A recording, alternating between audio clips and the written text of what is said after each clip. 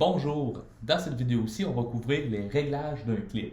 Donc, peu importe le type de clip que l'on va ajouter, que ce soit un clip média, donc une image, une vidéo, un clip message, donc des gabarits de message, un clip YouTube, un clip page web, bref, peu importe le type de clip que l'on ajoute, la dernière étape consiste toujours à faire les réglages du clip. Dans cette vidéo-ci, on va couvrir les réglages qui se retrouvent dans tous les types de clips. Il est à noter par contre que pour certains clips, par exemple un clip RSS ou un clip message, il peut y avoir des réglages supplémentaires. Donc on commence. Donc le premier réglage, la durée du clip, donc combien de temps est-ce qu'on veut que le contenu s'affiche à l'écran avant de passer au prochain contenu dans la liste de diffusion. Le deuxième champ, le titre, on marque que c'est optionnel. Donc dans le cas d'une image, si on ne met pas de titre, ça va prendre le nom du fichier. Donc, c'est le nom du fichier qui va s'indiquer dans la liste de diffusion, comme on voit ici. Si c'était un message, ça prendrait le nom du modèle du message.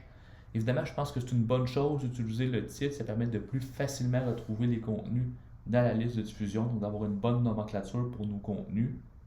Évidemment, pour un fichier, lorsque le nom est clair, on peut le laisser comme ça aussi, donc c'est pas nécessaire d'en mettre un. Là, pour les besoins de la vidéo, je vais juste en taper un autre pour montrer. Ensuite, la prochaine propriété, le type de transition.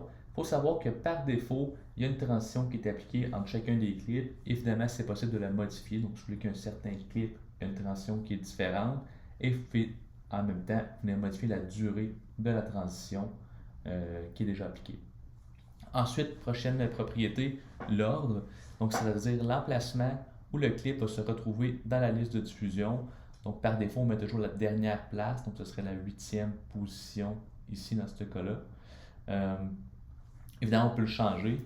Et comme on l'a vu dans d'autres vidéos, c'est aussi possible par la suite de drag and dropper, donc de cliquer et glisser les contenus dans la liste de diffusion pour changer leur ordre. Donc, je vais le changer pour première position. Priorité, j'y reviens dans un instant. Ensuite, on a le calendrier, donc où on peut mettre des dates de début et des dates de fin pour l'affichage du contenu, donc du clip.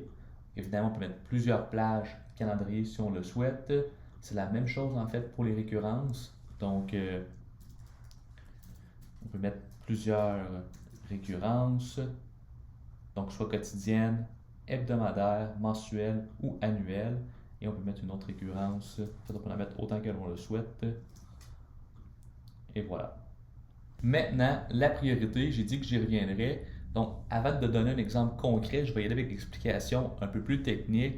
Donc, l'utilisation de cette fonctionnalité permet de gérer de manière prépondérante l'affichage des clips.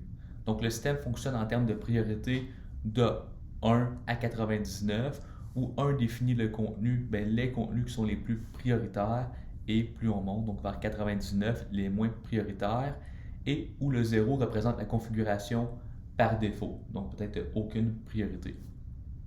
Une fois que les clips dont la priorité est la plus élevée deviennent invalides, donc les clips de priorité 1 deviennent invalides, soit en fonction du calendrier, en fonction des récurrences, ou en fonction des données d'affichage en temps réel, les contenus les plus prioritaires suivants s'affichent et ainsi de suite jusqu'à ce qu'à la configuration par défaut, donc la priorité 0 revienne.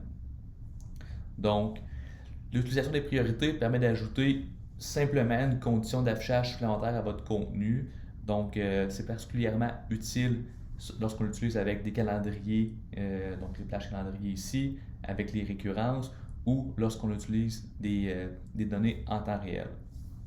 Un exemple concret, je suis une entreprise manufacturière, j'ai des changements de shift, je pourrais configurer une récurrence, donc je vais l'appeler CAR, et récurrence quotidienne, donc à tous les jours, je vais dire entre 16h et disons 16h30, je dois avoir un contenu spécifiquement qui s'affiche, donc je configure ça comme ça, et je vais mettre une priorité 1 sur ce contenu-là. Donc tous les jours, si c'est le seul contenu qui a une priorité 1, c'est le seul contenu qui va s'afficher entre 16h et 16h30. Et une fois que je suis sorti de cette plage horaire-là, ce sont mes autres contenus de priorité, soit 2 jusqu'à 99 qui vont s'afficher. Ou s'il n'y en a pas, ça va être tous les contenus de priorité 0 qui vont s'afficher. Parmi les autres fonctionnalités, on a aussi le clip par défaut et le clip plein écran. Donc, clip par défaut, ça veut dire quoi? Mais dans l'éventualité où je n'aurai plus aucun contenu dans ma liste de diffusion qui est actif selon le calendrier de diffusion de chacun des clips, je peux avoir un clip par défaut qui va s'afficher. Encore une fois, un exemple concret. Disons que je suis un centre de congrès, j'affiche les événements devant chacune de mes salles. À un certain moment, il n'y a plus d'événements à afficher, mais je vais avoir un clip par défaut qui va me permettre d'afficher le logo de mon organisation plutôt que d'afficher un écran blanc ou noir. L'autre option ici, plein écran. Le plein écran, ici, j'avais choisi la zone principale pour afficher mon contenu. Mais plein écran, ça ferait en sorte que plutôt que de laisser mon affichage dans la zone sélectionnée, je prendrais tout l'espace disponible sur l'écran, donc pour maximiser l'impact du message. Donc ça peut être intéressant pour certains contenus dans une liste de diffusion. Par exemple, si une vidéo corporative qui passe à un certain moment, on pourrait décider de la faire passer en plein écran. La dernière étape, on clique sur sauvegarder et voilà, notre contenu est maintenant ajouté dans notre liste de diffusion. On l'avait mis en première position, donc il se retrouve ici.